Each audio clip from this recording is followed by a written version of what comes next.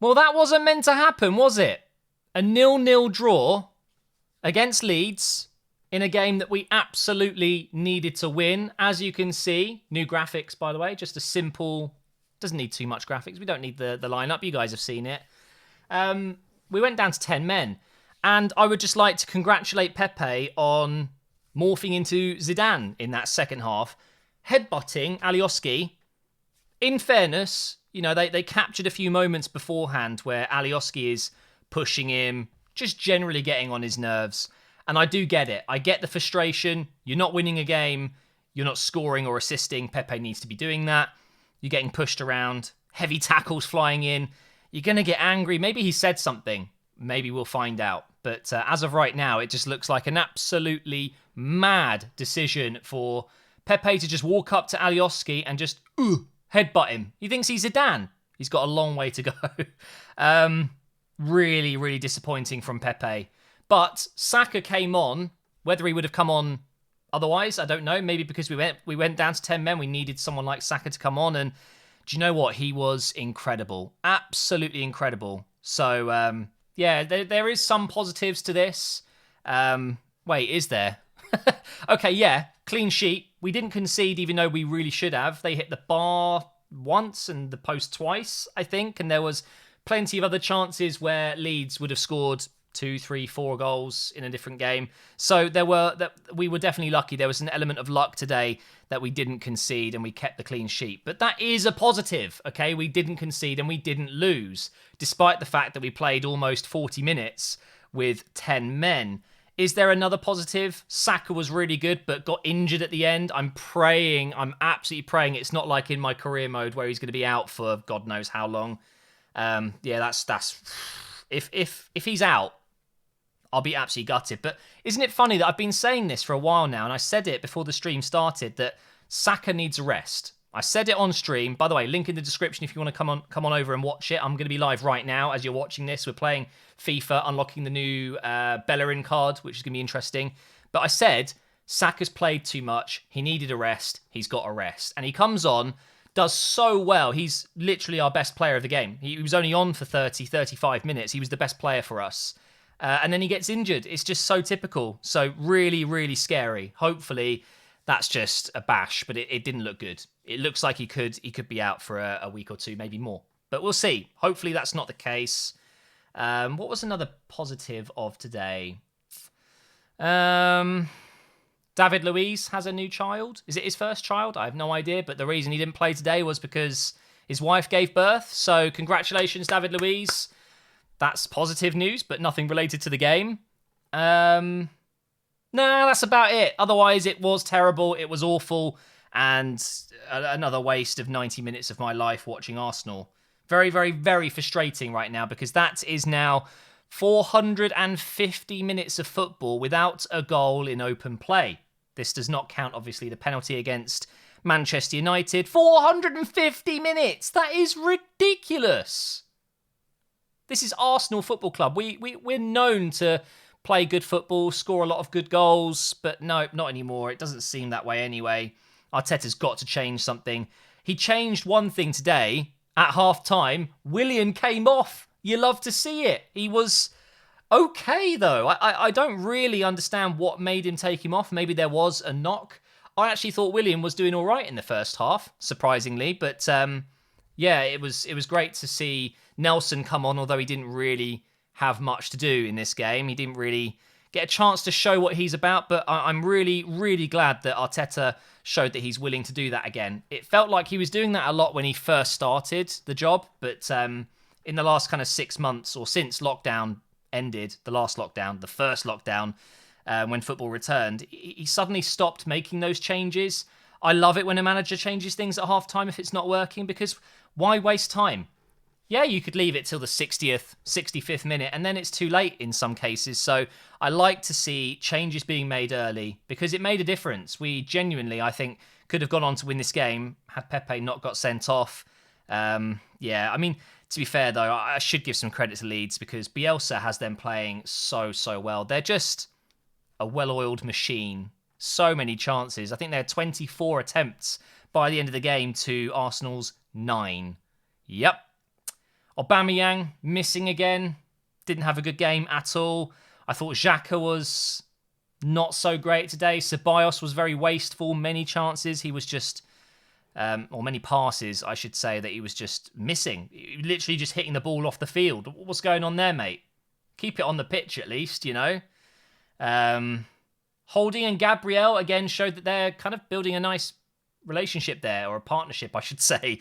Definitely not really a relationship, although they have to be friendly, you know, and I'm sure Gabriel is slowly learning the language more and more, and Holding will definitely be helping him with defensive commands. And, you know, Holding is, I don't mind Holding, don't get me wrong, I don't think he's a bad player, but I don't see him as a future mainstay in the team. Like, he's not going to be the partner for Gabriel, but he is a leader. I see what he does at the back. He's a very commanding centre-back. He's got a lot going good for him, but yeah, Saliba, please. Can we get some Saliba action? That'd be great sometime soon, hopefully.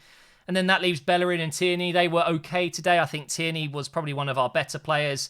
But really, man of the match for Arsenal, at least, will go to Leno, I guess, making lots of saves. Towards the end of the game, he had a massive cut all the way up his elbow, which didn't look too nice. Not very nice landing on that in training tomorrow morning. But yeah, in general, it wasn't a good game. The first half was tragic.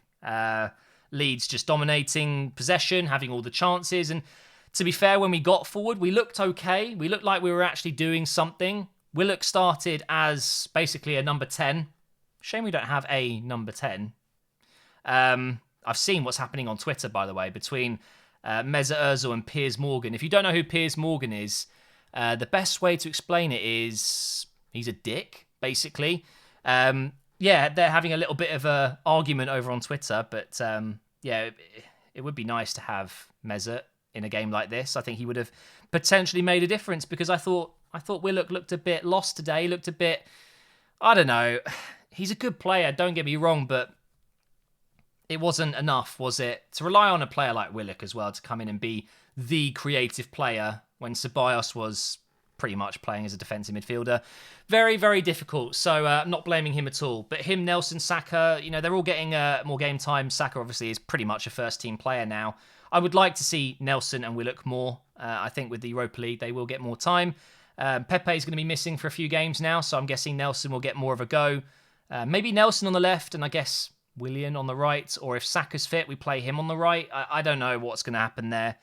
But yeah, Pepe, it's not great. I already explained how there's a very visible argument between them before. Constant, basically, Alioski just trying to annoy him. There's no doubt that was a plan. It was a tactic. They wanted to get into Pepe's head. They know he's a dangerous player, and it worked. It worked really well. Alioski will be getting a good pat on the back from Bielsa, getting Pepe sent off today. It's still not an excuse, though. You can't, as a professional footballer, with 30-odd cameras around you, with VAR, assistant referees, and just the sheer stupidity of just doing such a thing. You can't do that. Just headbutting someone. Yes, it wasn't a crazy headbutt. It's not Zidane on Materazzi, or it wasn't crazy. It was just a little tap, but that's enough. That's it. Red card. You're off. As soon as I saw it, bang, you're off. Stupid. Absolutely stupid. Thankfully, we haven't lost, because if we lost today, which we should have, the amount of times that Leeds could have scored, hitting the post, the bar, it would have been Pepe's fault. Well, partly, mostly Pepe's fault. He's got to do more, and he's got three games now where he's going to be, not postponed, that's not the word I'm looking for, he's going to be suspended, and he's going to have a good hard look at himself, because I've heard the stories that he's insane in training, that he's one of the best trainers, that he's constantly, you know, giving it his all, and he deserves more game time because of that alone, people are saying. But when he's on the pitch, if he's not getting goals and he's not getting assists and he's getting red cards instead, it ain't going to work. And the one thing, I brought this up on stream and I'll bring it up now, to think that when we signed Pepe, the other option was Wilfried Zaha. Now, if you think back to when we had Emery, that summer, Emery openly said he likes Zaha. He wants him at Arsenal. We all knew that was the case. And it almost happened, but the board, mainly the Kroenkes, I think they pretty much said they want Pepe. I know, it's crazy to imagine they actually care that much to want a player, but apparently they all sat down for a barbecue over in America and decided that Pepe was the best choice. And this was not Emery's choosing. Emery wanted Zaha. I want to ask you guys, especially the Arsenal fans watching this right now, would you take Zaha? Would you swap him? Would you have taken Zaha then instead of Pepe? My honest answer is I've given Pepe a lot of... well, it's not about me giving him chances, right? I'm nothing to do with the team. I don't select the team. But I've always backed him, and it's getting harder and harder to back him when things like this happen. He's a great player. He's a luxury player. He's good when he wants to be. But Zaha, Premier League proven, goal scorer. We know he's good in front of goal. And I think he would have been the better option. I really do. Although at the time, he would have been about £80 million. Now, you could probably get him for about 40. So I don't see why not. We could potentially do something there. Maybe Pepe isn't going to work. I don't know. I thought I'd bring that up. Let me know. Would you have rather we signed Zaha when we signed Pepe? But that's going to be the end of Operation Arsenal, guys. A terrible, terrible day out against Leeds. But ultimately, a 0-0 draw isn't the end of the world. Even though we massively needed those 3 points, at least we didn't lose. Tottenham are top of the league, which is nice. And on that note, I'm just going to end the video. Catch me on stream, guys. I'm going to go play some FIFA.